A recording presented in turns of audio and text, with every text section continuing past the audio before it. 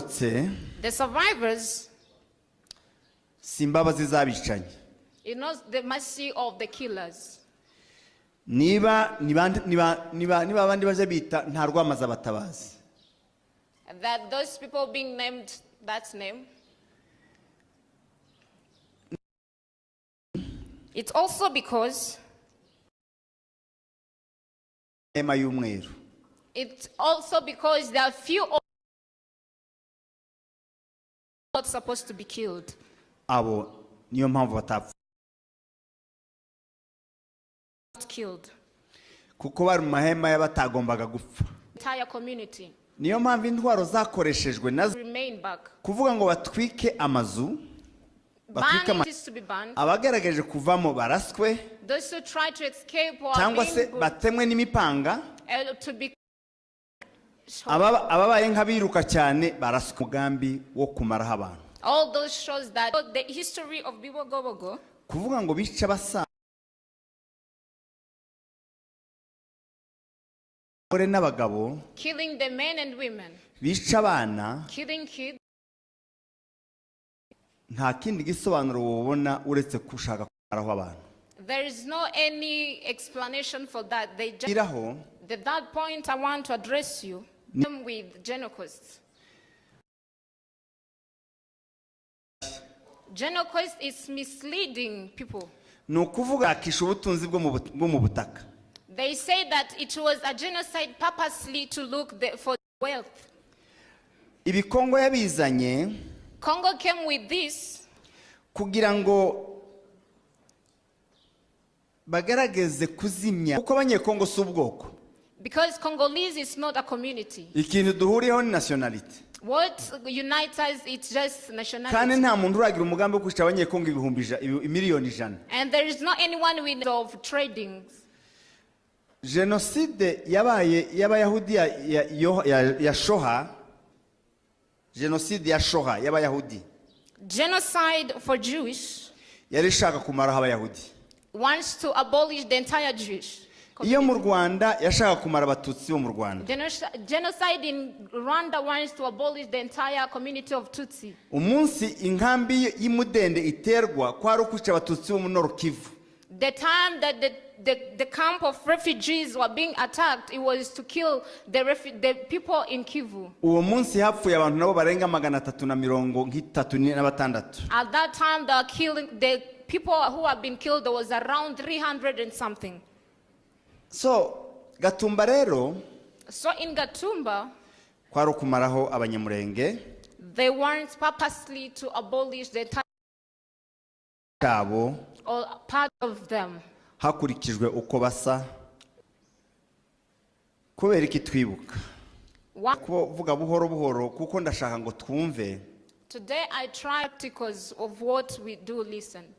Kubera iki twibuka? It's not denying forgiveness. Suking hatred. Sugushaka kwihorera. It's not committing revenge. Nuguha agaciro amaraso ya and to value the blood of our beloved ones and what we share. The reason why we do have to recognize them and value them.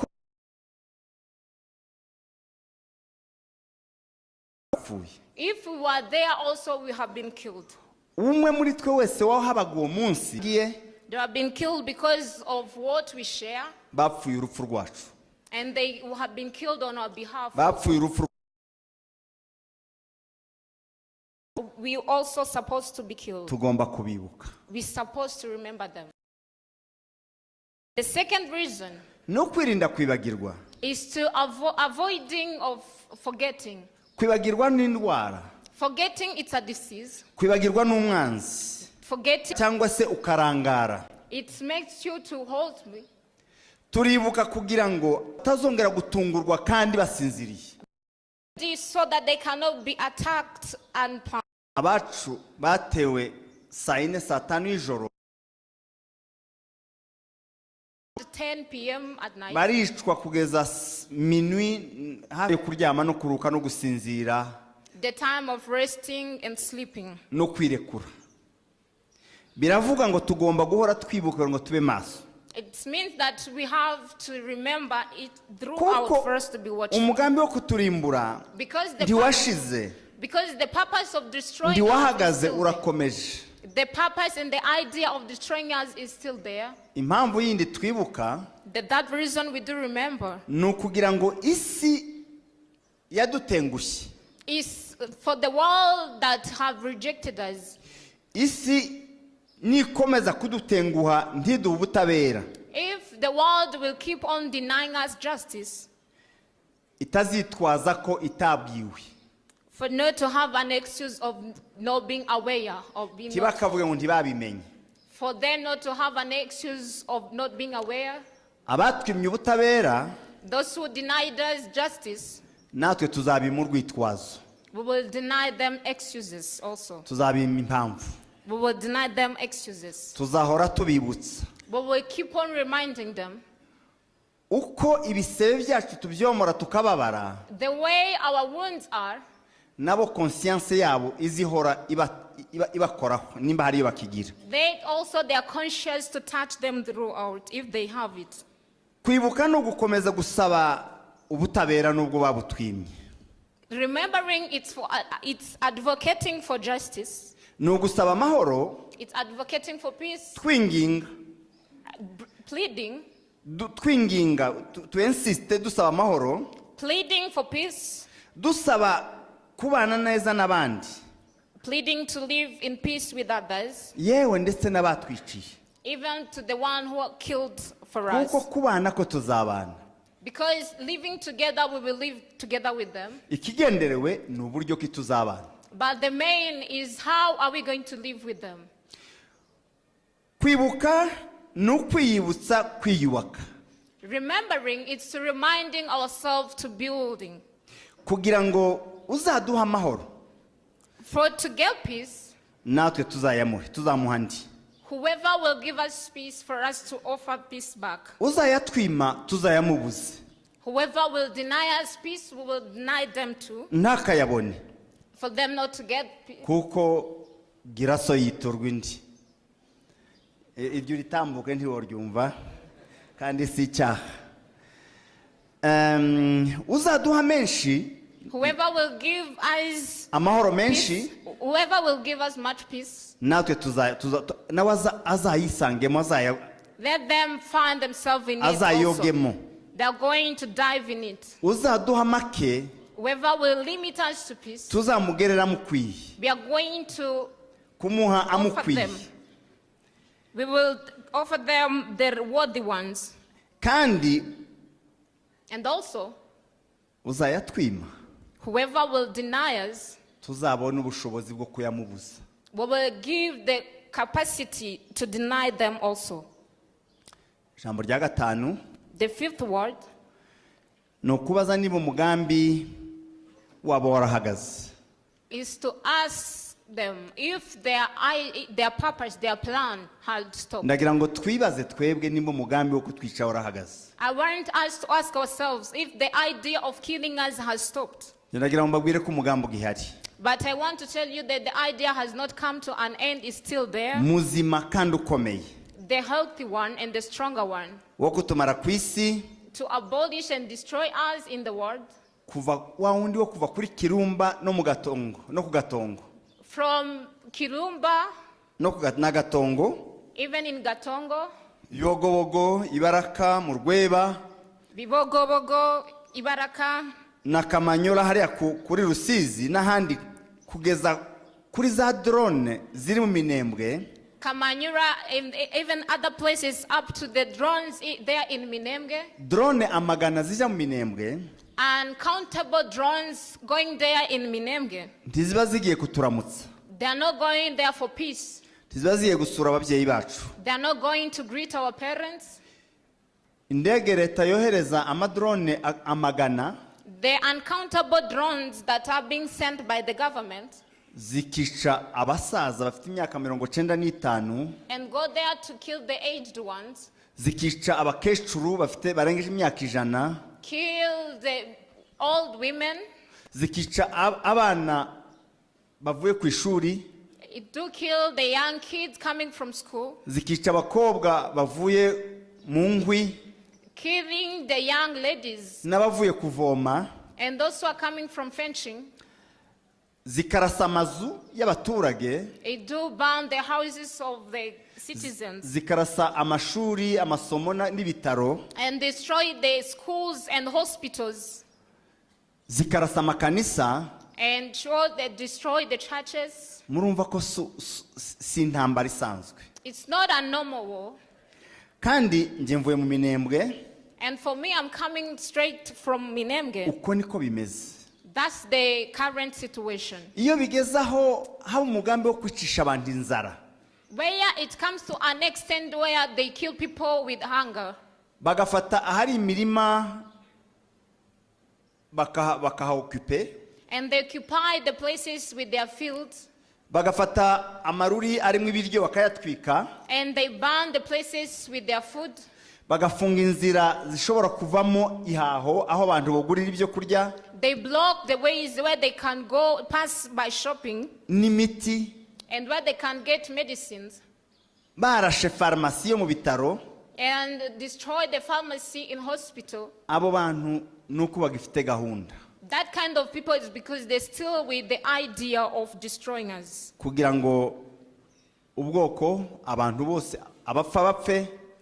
For the people and community, those who are supposed to be killed, abasigaye bangare. And the remain ones to go apart. Impamvu mabwira ko umugambo gihari. The reason why I tell you that the idea is still there. Abicanyi ni babandi. The killers are the same. Ntibahindutse. They have not changed. Abantu bishe abantu mu Gatumba. The people who killed our people in Gatumba. Mwabyumvise. You have heard it. Harimo abafurero. Among them the Bafurero community. Bavuye iwacu muri Kongo. Coming from our harimo ababembe. The Babembe among us. Harimo abarundi. Among them were Burundians. Harimo interahamwe. Among them the killers. Harimo n'abasirikare ba Kongo niyo mpamvu hamwe bavugaga iringara cyangwa izindi mvugo zitari zo mu karere. Even among them the DRC army. Abo rero bose baracyahari. All of them are still there. Ahari marandura nandolo na wa wundi yitwa gute harya wa wundi Nandaro. Ahari marandura Nandalo na Mushubazi. Where those people he mentioned. Ubu nyine hari abazalendo. They are Bazarendo, they are occupied. Nono baranorotse ni benshi kuruta babandi. And for now they developed many more than the abamayimayi muzamumva sino bavuga amazina ariko muzamubumva baruzuye biriya bibiri. There are many in those bushes, the huge number of them. Ahari hahagaze uwitwa Pasteur Habimana. The way was occupied by Pastor Habimana. Izina ry'ikihimbo. The nickname. Ariko witwa neza Matusela niko bamye. But named as Matusera. Ayo niyo mazina ye. That was the real names. Ziriya rya Habimana Pasteur n'iry'ikihimbo ni kuryo iwabo bavuga ngo batazira. But the Habimana Pastor was a nickname being named. Matusela niko bamye aho yari ahagaze cya gihe. Where he was at that time. Ubu hari abandi bita Pastor ngo Mbayahaga bakora kakazi bavuga bya bigambo. But they are still the same who call themselves servants. Bavugira Imana nimba ari zikuzimu simbizi ariko bakavuga amagambo y'ubwicanyi. They do say that they talk on behalf of God, but they do speak the killing words. Ahari hahagaze agatorwa sa cyagihe. The way Agatogwasa was standing there. Ubu hari ndayishimiye n'ingabo z'igihugu cye na CNDD na FDD bahaye bakora buriya bwicanyi. Is there the senior leader of Burundi and the other leadership? Bafite imbaraga n'ibikoresho biruta ibyo bari yabari bafite. They have strong weapons more than others had at that time. Abantu ba FARDC bari bahari. The fathers who were there bari bake. Were few. Abari mu gikorwa cyo kwica abantu mu Gatumba. Who are there in the action of killing people in Gatumba. Ariko noneho ubugome bwarazamutse buri hejuru neza ku ntebe ya mbere kwa Chisekedi. But the hatred has developed up to the seat of the president.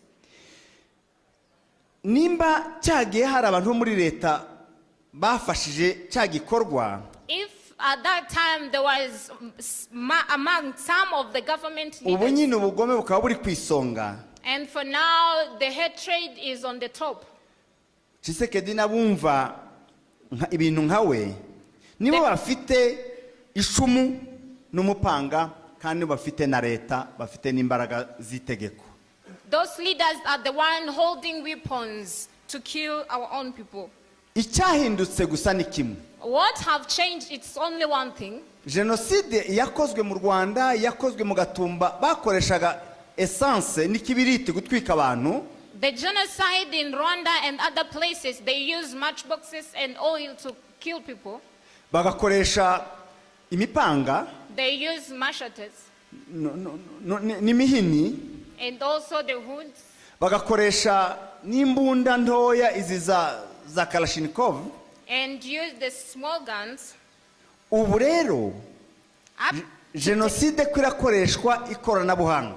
But today the genocide is being used in technology. Ubu genocide kwirakoreshwa drone. Today they are using drones to kill. Ni nkaka mubona. It's the same you are seeing here. Kabaye ngakaniniho gato. A little bit bigger than this. Bagashiraho amabombe ya 60 na 82. Izo ni imbunda zigira amabombe. Bakubakaho amabombe. Kakiruka kagenda gakurikira umuntu aho ngiye yose habe niyo ugiye munsi y'igiti kakagusangayo kari hejuru yawe. They connect their bombs and follow people wherever you can run to. Uwakohereje afite computer Ahaye kureba uko Ahaye ugenda akuzi yo kumenya. Who sent it with a computer sending it and tracking your location where you are? Noneho bakohereza amagana. And they send uncountable drones there. Kandi ziri hejuru aho wenda wewe iyawe imbunda ufite itozirasa ngo izigereho. And upon them, where the weapons they have, we can't shoot back to them. Ko barakoresha ikoranabuhanga bakifashisha n'abanyamahanga n'abazungu barimo ba Eric Prince. Today they are using technology to kill us and also as being assisted by nations' support. Icyo nicyo cyahindutse. That's the changes only are there. Ubu nyine harakoreshwa imbunda hafi za kirimbuzi. Barashinga imbunda kubazi mu minembwe bagashinga imbunda muri bicumbi cyangwa se imutunda zorasa minembwe hose. Today they have strong weapons which can destroy the entire area. Icyo nicyo cyahindutse. That's the only changes are there. Ariko umugambi urahari.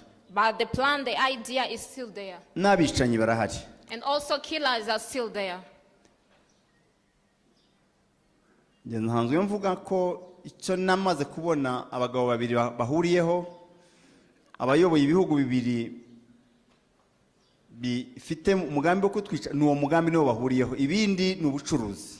What connect these two nations to kill us? That's that technology.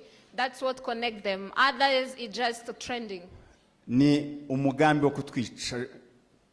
Ideology ya genocide niyo bahuriyeho. It's the ideology of killing us. Guceceka kw'amahanga. Silence of nations. Tigukabatangaza. Let it not amaze you. Abantu biciwe mu nkambi yabo. People are being killed in their own tents. Aribo bashinzwe kubaha umutekano. People are being killed in their hands and yet they were in charge to protect them. Aribo bakabaye babarinze. They were in charge to protect them. Ariko ntacyo bavuze. But they kept silent. Kandi kwica impunzi. And killing refugees. Nta nahamwe byemewe mu mategeko. There is no right allowed that. Kuko impunzi ni umuntu bamanitse amaboko ko ari umunyantege nke. Because a refugee is someone who surrendered that he's a weak person. Nta shema ryo kwica umuntu wamanitse amaboko. There is no any pride of killing someone who surrendered. Ariko UN ntacyo yigeze ikora. But UNHCR did nothing to that. Impunzi biba bizwi ko nta ntwaro ifite. They are aware very well that the refugees has no any weapon to fight them back. ariko guceceka kwa UN ntikore na enquete. But keeping silence of UNHCR without even doing investigation. Habe n'ababyiyemereye bonyine ntibakurikiranwe. Even those who accepted publicly that they're the ones who committed that genocide have not been followed. Tugomba kubikuramo isomo. We have to learn from it. Isomo rya mbere, the first lesson that you have to learn from it, nuko isi itagira imbabazi. Is that the world is merciless. Isi ntigira impuhwe. The world is merciless, has no mercy. Amahanga, nations, ajaramira wanze gupfa cyangwa wananiye urupfu.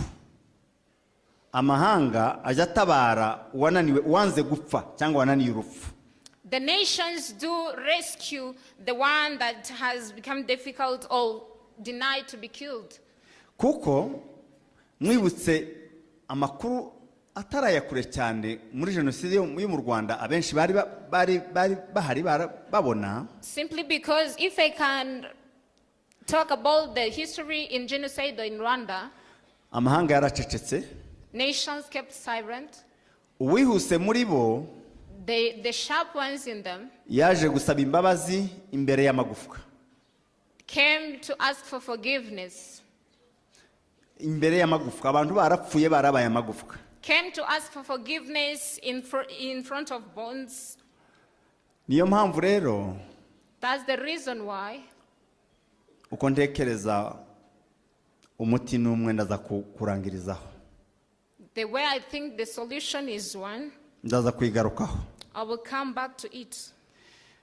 Ariko ndagira ngo mvuge gatoya ku mpamvu zo kutwima ubutabera. But I want to make this clear, the reason of denying us justice. Nabyo ndibikabatangaza. And let it not also shock you or amaze you. Kubera yuko, simply because, mu bintu byabaye nka biriya bya genocide, that kind of genocide took place, ibihugu byashoboraga gutanga ikirego, the country in charge ni Congo n'u Burundi. The country in charge to advocate for justice was Congo and Burundi. Cyangwa Conseil de Sécurité ya UN. Or the security of UNHCR. Burundi bwimanye ubutabera, denied justice. Kandi twaragerageje. And we tried our best. Njye ubwanje nari muri collectif y'abavoka bakurikiranaga ikibazo. I personally, I was among the advocates following that issue. Burundi nka gatatu cyangwa kane. I arrived in Burundi around 4 times. Tubonana n'abategetsi bose kugeza kuri ba procureur yewe na president yaratwakiriye. And we met all the authorities up to president. President aradusezeranya aratubwira ko agatorwasa n'uyu pasteur bazoba badutanga ikirego baduheza nimero ya dossier. And the president promised us that they are going to follow it and they are going to be caught. Ariko byahekeye aho ngaho. But that was the end of it. Procureur twarabonanye aduha nimero ya dossier atubwira ko bazotangira kubasambisha vuba cyane. Procureur, we met them and gave us the number of the case number. Ariko nta cyakozwe. But they did nothing. Ariko isubiye inyuma naje kubyumva. But when you went back, naje kumva impamvu bataduhaye ubutabera. I came to find out the reason why they denied us justice. Nuko wahuje umugambi n'ababicanyi. It's because they joined together with the killers. Abicanyi bakera n'abicanyi bubu bahuje umugambi. The killers in that time, even the current killers, they have the same. Kubera ko abicanyi bubu funga abicanyi bejo. Why? The reason they can catch the killers who killed us in that time. Icyakabiri, the second thing, nuko bakiri muri gahunda. It's because they are still in their process. Yo kwica basigaye. To kill the remaining ones. Murafungira abantu ko bishe abandi kandi bagifite gahunda yo kwica abo basize abasigaye. Are you going to accuse people of killing people and yet they are still on the duty to kill the remaining ones? Urebye biri kubera muri kiriya gihugu if you can watch carefully of what is happening in those countries, ni amarorerwa. it's something horrible. Abavandimwe bacu bari hariya bari Bujumbura ibona kwibuka ntibibutse.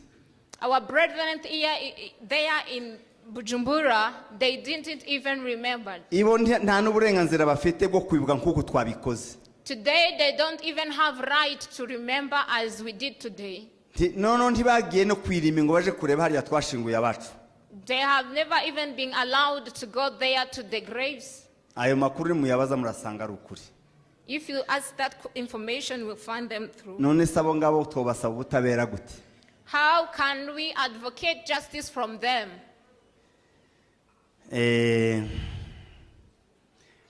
Ngo bari mutuntu nyine turi chip ngo mutualite irakorana na gakondo ngo irakorana n'amahoro ngo irakorana nande bon mutualite. So nukubabwira ko abo, it's to tell you that those people, nta bushobozi bafite bwo kuduha ubutabera. they don't have that capability of offering us justice. Kuko nta butabera buri mu mitima yabo. Because they don't have it in their hearts. Congo, nyiribantu, their own people. Kuko abantu bapfuye bari abanyekongo. Those who have been killed was Congolese. Niyo akagombye guhaguruka mbere. Is the one that has to stand on the front line. Uburundi bwagombaga guhaguruka ko abantu baguye ku butaka bwabo. The government of Burundi was to support in because people have been killed on their land. Ariko ntibabikoze. But they didn't. Kongo yagombaga guhaguruka kuko na abantu bayo bapfuye. But Congo was to step in because it was their own people who were killed. Nayo impamvu itabikoze nuko ikiri mu mugambi. And also they didn't do that because they are still in the plan of killing them. Gahunda no kwica benshi. The idea is to kill huge number. Bashoboka abasigaye bakangara. Those who are able to be killed and the remaining one to be discarded. Bagahinduka imburamataho. And being displaced. Badafitiye igihugu. Without any place to occupy. Nari mvuze ko umuti wo guhagarika no guca burundu uwo mugambi wo kwica no kurimbura. The solution and limiting that plan and idea of destroying and killing. Nibwo nyongiye kugarukaho. That's where I'm coming back. Nukwirwanaho. To fight for ourselves. Niwo muti wonyine dusigaranye. That's the only solution we are remaining with. Nupfa agapfa ari kugerageza. Even those who are being killed to be killed by trying. Nupfuye akamenya ko apfuye kuko haraba hayarengera. Even those who are being killed to be killed knowing that they have tried to their level best. Ko adapfuye kuko yarengeje amaboko. They are not being killed because they surrendered. Nibwo buryo bwonyine bukuza muri iki gihugu cyacu. That's the only solution that we are remaining with to live in our country. Tukagisaziramo tukagisigamwa abacu nabo bakagisigamwa ababo. And for us to occupy it to live their generation to generation. Harabagize amahirwe yo kubaho mu mahoro batarwaniye igihugu batarwaniye ubutaka. Barahaba ibihugu byinshi. There are many countries who have been enabled and blessed to live in their country without fighting for it. Ariko hari abandi byabaye ngombwa ko barwana bakamena amaraso yabo kugira ngo bagire uburenganzira bwo kuba mu gihugu. But there are those also it took them to fight for the right of them to live there. Twerera Imana yadushize muri abo ngabo. And for us, God has placed us in those people to fight for their rights. Kugira ngo twirwaneho. For us to fight on ourselves. Impamvu mbivuga. The reason why I say it. Nje mvuye mu Minembwe. For me, I'm coming from Minembwe. Nari hano ntarashira iminsi. I was here a few days ago. Ndabasezera ndari ijoro rimwe bukeye nagezeyo sinzi ko mwabimenye burya nkiva hano narayijoro rimwe gusa mu nzira. I spent it one night on the way, but the other day I was there. Abantu bariyo bahuye n'ingorane zikomeye. The people who are there are in trouble, ariko barakomeye, but are strong. Ku buryo n'ubu bagihagaze ku ijambo ko An extent where they're saying they can't leave the country. They are still wo kutumara no kutwangaza. Fighting for ourselves is the only solution to condemn and to remove the idea of destroying us. Support from other place. Bushika imvura yahise. Kandi nyiri mupfu niwe ufata hanuka. Wabyumvise mwumve ko dufite inshingano. And listen and hear it as you are the responsible to fight for your right and justice. Narangeza ku ijambo rimwe amagambo ntazavugirwa gushira. I'm going to wind up with one word. Kuko nubwo bimeze gutya. Even though it seems to be like this, tumenye ngo isi nta mbabazi igira. Let us be aware that the world has no mercy on us. Tumenye ngo imbaraga zo kubaho tugomba kuzishakamo. Let us be aware that the power of living, we have to find it by our own. Icyo navugaga yahiye ahubwo ni mumuzimirize ya koti. Icyo navugaga ijambo rya Mwanashatse kuvuga nuko hakiri ibyiringiro. The last word I wanted to say is that there's still hope. Bavandimwe, brethren, batuye muri Kenya, who are here in Kenya, naje kubabwira ko hakiri ibyiringiro. I came to tell you that there's still hope. Ndabingingira kudatwarwa no guheranwa n'ubwoba n'agahinda. I plead unto you not to be ruined by sorrow. Haracyari ibyiringiro. There's still there hope. Imurenge. In Mulenge. No ku Banyamulenge. Even in Banyamulenge. Kacya giti cyatemwe kizacyongera kigashibuka. As the same tree being cutted off and also come back true. Kikongera kikamera andi mashami. And get other leaves. N'amababi. And other leaves. Mabisi atoshye kuruta ya mbere. The fresh ones are the first one. Imana iracyari ku ngoma. God is still on the throne. Kandi hari ibyo yakoze. And there's some that he did. Twarebesheje amaso yacu by'ibitangaza tutari kubonera ibindi bisobanuro. The miracle ones that we witnessed by our own eyes. Nejo bundi yarabikoze. Even he did it the other day. Ubwo umwanzi yarageze kwa Buhimba. Where the enemy was close to us. Mwebwe mwenda mufite abasore batahazi. You might have the kids. Ariko ndabizi neza ko abantu bakuru muri mwe bavuze ngo ngwageze kwa Buhimba mwese mwaravuze ngo birarangiye hasigaye aho Imana siko mwavuze. But I know that the elder one among you, the time you heard where they have arrived. Kandi niko byari bimeze. Kandi niko byari bimeze. And that was the situation. Nakuye mu isomo rimwe. I learned something from it. Nari ntaramenya impamvu umunsi Yesu amubwira ngo umuntu akunda ngo yarwaye ararembye Lazaro. The time that Jesus had been told that his friend is sick, Lazarus. Impamvu yatinze. The reason why he delayed. Ndikwari kwanga Lazaro. It was not the hatred he held for Lazarus. Ariko kwari kugira ngo bigereho anuka. It was he wanted to reach an extent of smelling bad. Hatazogira umuntu numuzovuga ngo none ngo nyine nuko ngo bamuhaye dutarahembuka. Yari yapfuye. For not anyone to boast of saying that it's their capabilities that brought him back. Kwari Imana yonyine. Was only God. Yarabikoze. He did it. Kandi nejo bundi.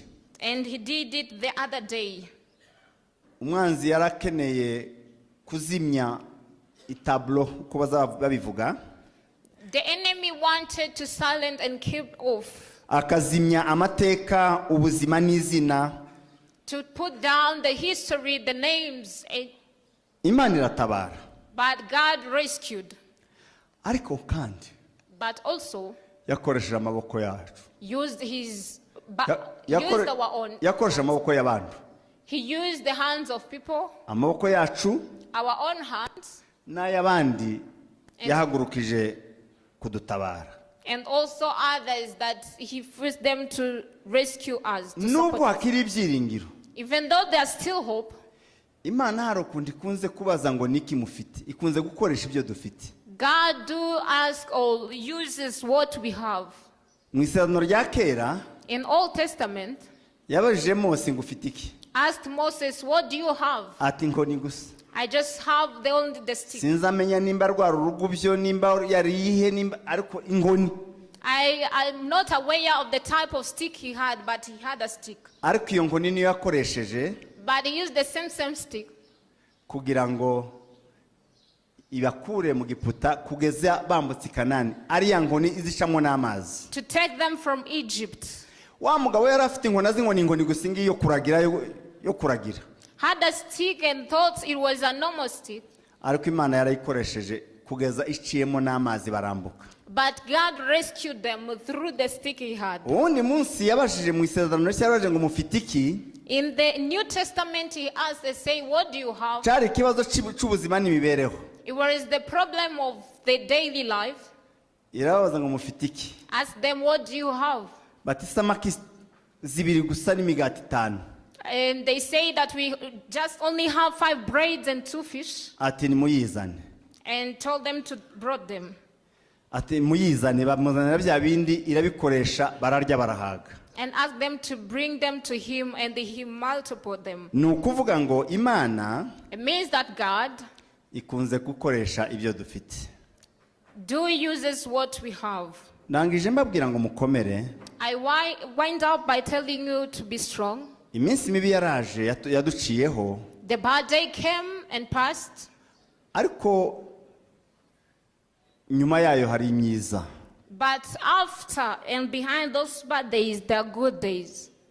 Ariko ico ikibazo gusa no kubaza ngo But the question is asking Abanyakenya, the Kenyans, abantu abanyamulenge batuye muri Kenya, the Banyamulenge in this country of Kenya, niki mufite? what do you have? Niki mufite mu ntoki? What do you have in your hands? Mufite iki? What do you have? Aricyo mutanga. Give that you have Imana igikoreshe for God to use it kugira ngo izadukureho uyu mwuka mubi n'ibi bihe bibi. so that He can take off this bad spirit and these difficult times Ituremera ibyiza. to create the good ones to us. Ibi tuze tubivuga nk'amateka. Let us talk this as history. Ariko n'aba bana babaye imfubyi bico ababyeyi babo. And the survivors N'abari abana bandi bakomeje kuba imfubyi ndetse n'abapfakazi kubera uyu mugambi. and the new orphans and the widows we are getting in the community, Tuzomaking sure ko babayeho neza. let us make sure that they are experiencing good Natwe life. twese tugataha mu gihugu tukagira ubwigenge. And for us to go back to our country and have justice. And Imana itegereje ico dufite. but God is waiting for what we have. Abatuye muri Kenya mufite iki? Those who are here in Kenya, what do you have? Imana ibakomeze kandi bahumugisha. May God bless you and He keep you strong.